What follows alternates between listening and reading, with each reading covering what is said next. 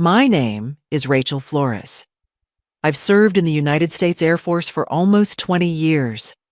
I've led flight crews across continents, briefed generals at the Pentagon, and stood on the flight decks of carriers during midnight storms, calm and certain. But on the day of my younger brother's promotion ceremony, none of that seemed to matter. I was standing near the back of the reception hall, nursing a glass of water that had gone warm in my hand. Everyone around me wore full dress uniforms, their ribbons shone under the overhead lights, and their families gathered close, beaming with pride. I, on the other hand, stood there wrapped in a long black wool trench coat, buttoned to the chin. To the casual observer, I looked like a civilian, someone's plus one, or perhaps a distant relative with no understanding of the military world. The room buzzed with chatter and laughter, but none of it was for me. I wasn't listed on the family's personal guest list. I didn't even get a proper greeting when I arrived.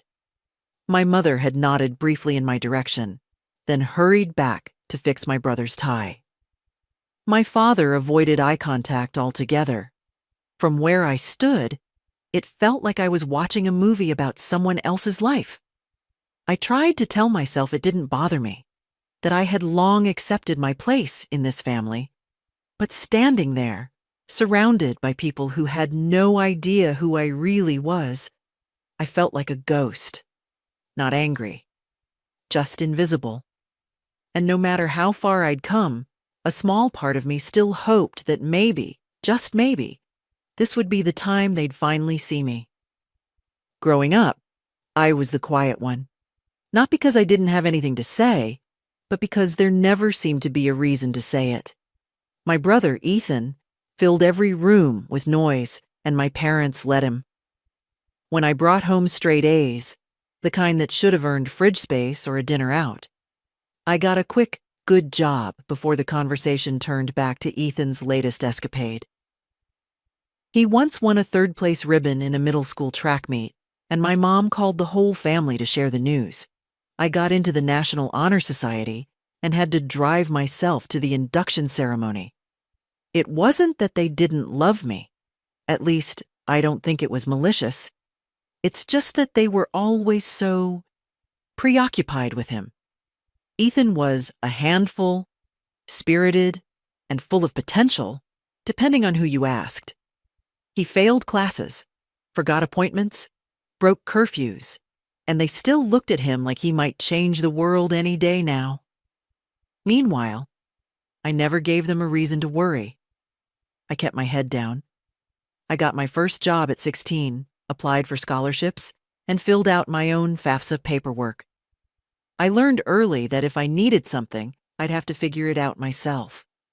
The only thing I ever really wanted from them was acknowledgement. Just a simple, "We see you." But that never came. I remember once, during my senior year of high school, I was being honored at a regional science fair. I had built a wind tunnel project that earned me a state finalist spot. I asked my dad if he could come. He told me Ethan had a basketball game that night. He said it like it was obvious, like the decision didn't even require thought. That moment stayed with me longer than it should have. Not because of the science fair itself, but because it was the day I realized something important. No matter how hard I tried, I was never going to outshine Ethan, not in their eyes. His chaos was more captivating than my consistency. In college, when I received my Air Force ROTC scholarship, I called my mom first. She congratulated me, then immediately asked if I could help Ethan figure out his community college applications. I hadn't even graduated yet, and already I was expected to help him catch up. That pattern never stopped. I learned to stop expecting recognition. I focused on my training, my assignments, my promotions, and I got them. I made captain before 30. I deployed to 3 continents. I commanded a logistics squadron. I briefed the senior command staff on strategy. But none of those milestones ever made it into the family newsletter, if we even had one. Sometimes I wondered if they even knew what I did for a living. They knew I was in the military, but that was about it. They pictured me pushing papers somewhere, not leading teams or managing critical operations. And to be honest, part of me preferred it that way. It was easier than hoping for a kind of validation I knew I wouldn't get. Still, there were moments I felt it. The ache. Like a splinter under the skin you can't quite reach. At weddings, holidays, and family events, Ethan would show up late and hungover, and everyone would laugh it off. I'd fly in on leave, sit quietly at the table, and barely get asked how I was doing. That kind of neglect isn't loud. It doesn't scream. It just lingers. Year after year. It stacks up like invisible weights, so eventually you stop noticing the heaviness. You just get used to carrying it. So when I stood at that reception, invisible once again, it didn't shock me. It just confirmed something I'd always known. In my family, silence wasn't absence. It was their answer. The message came on a Monday afternoon, short and cold, like most things from my mother. Ethan's commissioning ceremony is next Friday. He's finally becoming an officer. It would be nice if you made an effort for once. No hello, no details, no warmth. Just a reminder that I was expected to show up, smile, and take my place behind the star of the family. I stared at the screen for a while, debating whether to respond. The phrasing stuck with me. Make an effort for once. As if I'd never bent over backward to be seen. As if decades of silence and showing up anyway somehow didn't count. I thought about deleting the message and skipping the whole thing, letting them have their perfect photo op without me in the background. But 2 days later, something else arrived. A thick, cream-colored envelope with a gold seal embossed in the corner. I recognized it immediately. It wasn't from my parents. It was from the Joint Base Command. Inside was a formal invitation to attend the ceremony as a distinguished visitor, addressed to Colonel Rachel Flores, United States Air Force. Included was a handwritten note from the presiding general, a man I had worked with on a joint task force in Germany years ago. Rachel, I saw your brother's name on the roster and realized the connection. It would be an honor to have you on the stage with us. I read it twice, then a third time, running my fingers over the raised lettering. It wasn't just paper. It was proof. Proof that someone, somewhere, had seen the years, the sacrifice, the work. That someone out there believed my presence mattered enough to be acknowledged. Not as Ethan's sister, but on my own terms. That envelope didn't just change my weekend plans. It shifted something inside me. For years, I had let them define my place. Small, quiet, peripheral. But this was different. This was the institution recognizing what my family never could. And suddenly, I knew exactly how I was going to show up. I decided to wear my mess dress, the formal evening uniform of the Air Force. But I wore the long black trench coat over it, buttoned all the way up. I didn't want them to see the rank yet. I wanted to see how they treated Rachel before they saw the colonel. The hall was already crowded when I arrived. Everyone was dressed in their best, drinks in hand, laughter echoing off the high ceiling. Ethan stood at the center of it all, wearing his new Army dress uniform. He was a second lieutenant, the lowest officer rank. But to my parents, he looked like a 4-star general. My mother adjusted his collar. My father hovered nearby, beaming. The rest of the relatives circled like satellites. I stood near the refreshment table, smiling at no one in particular, waiting to be noticed. Waiting for someone, anyone, to say, "You look nice," or "Glad you made it." Instead, I got nods, awkward eye contact, and quick pivots in the other direction. I might as well have been furniture. My Uncle Greg was the one who broke the silence. Loud enough for everyone to hear, He leaned over to my father and pointed at my dark coat. "So she finally crawled out of her little cubicle to show up, huh?" Greg laughed. "Looks like she's dressed for a funeral. Doesn't she have a uniform too? Or does the Air Force let secretaries wear whatever they want?" A few cousins chuckled. My dad didn't respond. He didn't defend me. He never did. He just shrugged. "You know Rachel. She likes to keep a low profile." I caught my mother's eye across the room. She looked at me, really looked, for maybe half a second, then turned back to Ethan and smiled like the moment had never happened. That tiny flicker of attention stung more than the insult, because it confirmed what I feared. They saw me. They just didn't care. The worst part wasn't the words. It was how familiar it all felt. Like muscle memory. I'd been through this routine so many times it was almost comforting in its predictability. But this time was different. Because this time, I had a choice. I tightened the belt of my trench coat. I didn't need their validation. I had orders. I had a purpose. I had a rank that outstripped everyone in this room. They had made their choice. Now it was time for me to make mine. The ceremony began. The guests took their seats. My parents sat in the front row, saving a seat for Ethan's girlfriend, but leaving none for me. I stood in the back, near the door. The presiding officer, Major General Sterling, took the podium. He gave the standard speech about leadership, sacrifice, and the burden of command. Ethan sat with the other new lieutenants, looking proud and a little arrogant. Then, General Sterling paused. He looked up from his notes.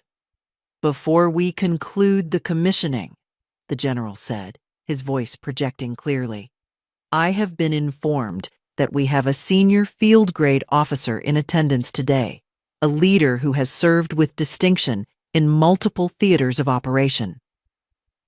My parents looked around, wondering who he was talking about.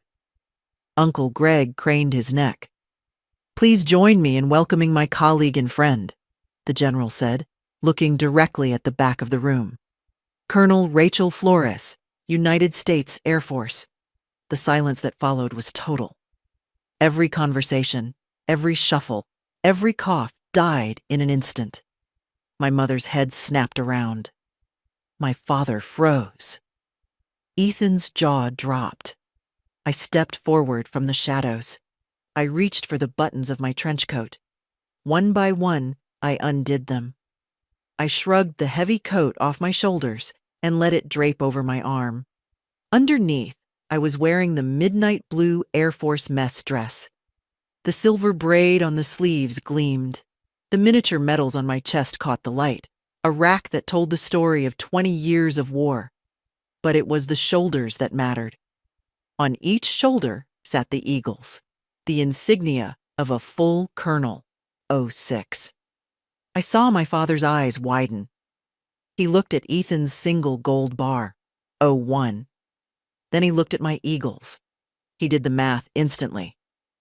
I outranked my brother by 5 grades. I outranked almost everyone in the room. I walked down the center aisle. My boots clicked rhythmically on the floor. I didn't look at my parents. I kept my eyes fixed on the stage. As I passed my family, I heard my mother gasp, "Rachel!" I didn't stop. I walked up the stairs to the stage. General Sterling saluted me. I returned the salute. Sharp. Perfect. "Colonel," Sterling said warmly, "thank you for joining us." "The honor is mine, General," I replied. "Would you do us the honor of reviewing the new officers?" Sterling asked. "I would be delighted," I said. The general gestured to the line of new lieutenants standing at attention. Ethan was in the middle of the line. I walked down the line.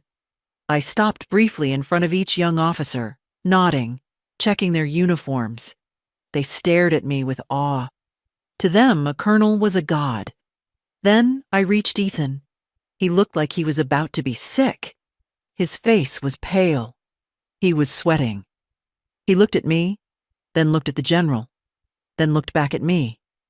He didn't know what to do. He was my brother. But in this room, on this stage, he was a second lieutenant, and I was a colonel. The protocol was absolute. "Lieutenant," I said. My voice was calm, authoritative. Not the voice of a sister, the voice of a superior officer. Ethan hesitated. General Sterling watched from the podium. The entire room watched. If Ethan didn't salute, it was a breach of military courtesy. It was insubordination. Ethan swallowed hard. His hands shook slightly. Slowly, painfully, he snapped to attention. He raised his right hand. He saluted me. It wasn't a casual wave. It was a formal, rigid salute. An acknowledgement of my rank, my authority, and my seniority. I let him hold it. 1 second, 2 seconds, 3 seconds. I let the weight of it sink in. I let my parents see it. I let Uncle Greg see it. The golden boy was standing at attention for the invisible daughter. Finally, I returned the salute. "Congratulations, Lieutenant," I said. "Thank you, ma'am," Ethan whispered. I turned on my heel and walked back to the general. I took my seat in the VIP section. I didn't look back at my family. I didn't need to. The shift in the room was palpable. They weren't looking at Ethan anymore. They were looking at me. When the ceremony ended, the energy shifted. Families usually rush the field to hug their new officers. But today, there was a hesitation around the Ross family. Senior officers, majors, lieutenant colonels, and a Navy captain swarmed the stage to shake my hand. They ignored Ethan. They wanted to meet the colonel who had served in the Joint Task Force. "Colonel Flores," a Marine officer said, "I read your report on logistics chains in the Pacific. Brilliant work." "Thank you, Major," I said. I navigated the crowd with the grace of someone who had done this 1,000 times. Out of the corner of my eye, I saw them, my family. They were huddled together near the exit. My father looked shell-shocked.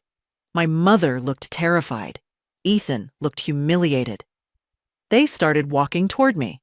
I saw the look in my father's eyes. It wasn't pride. It was a mix of confusion and opportunism. He was already figuring out how to spin this, how to brag about his daughter, the colonel. I saw the look in my mother's eyes. Guilt. She wanted to smooth it over. She wanted to pretend the last 20 years of neglect hadn't happened. They pushed through the crowd. "Rachel!" my mother called out, her voice shrill. "Rachel, wait!" I was talking to General Sterling. I heard her. I didn't turn. "Rachel!" my father boomed, trying to use his dad voice.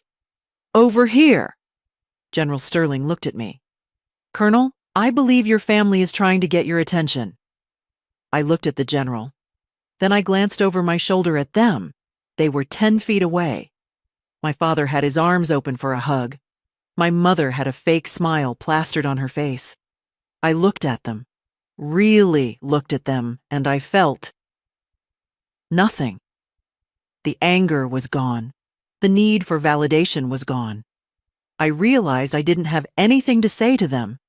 Any conversation now would just be them making excuses or me accepting crumbs of affection I didn't need. I turned back to General Sterling. "I don't see any family here, General," I said calmly. "My family is the Corps." The general understood immediately. He nodded. "Understood, Colonel. My driver is waiting out back. We can skip the reception." "That would be excellent, sir." I turned my back on them. I walked away. I heard my mother cry out, "Rachel, you can't just walk away." I kept walking. I walked out the side exit with the general. We stepped into the cool night air. A black staff car was waiting. I got in. As the car pulled away, I saw them through the tinted glass. They were standing on the sidewalk looking lost, looking small. My phone buzzed. I pulled it out. "Mom." Rachel, stop the car. You are embarrassing us. Your father is humiliated. How could you do this to Ethan? Ethan. Sis. Are you serious? A colonel? That's nuts. Hey, seriously, can you pull some strings for me? I want to get stationed at Langley. Help me out? Dad. We need to talk, now. You owe us an explanation. I looked at the messages. They hadn't changed. Even now, facing the reality of who I was, they were still selfish, still blind. I didn't type a reply. I didn't feel the urge to explain or defend myself. I tapped the screen 3 times. Block contact. Block contact. Block contact. I slipped the phone back into my pocket. The silence that followed felt clean, final, not cruel, just necessary. For the first time, I wasn't carrying their weight anymore. I was stepping into something else. Something that had always been there. My own life. My own command. My own peace. For a long time, I believed I was invisible. That no matter what I achieved or how far I climbed, I would always be overlooked by the people who were supposed to see me first. But the truth was never about invisibility. It was about perspective. My family didn't fail to see me because I wasn't there. They failed because they chose a story that kept them comfortable. One where I was small and manageable, and Ethan was the star. In my world, the world I built, respect was earned. Rank meant responsibility. And the people around me didn't just see me. They saluted. They listened. They followed.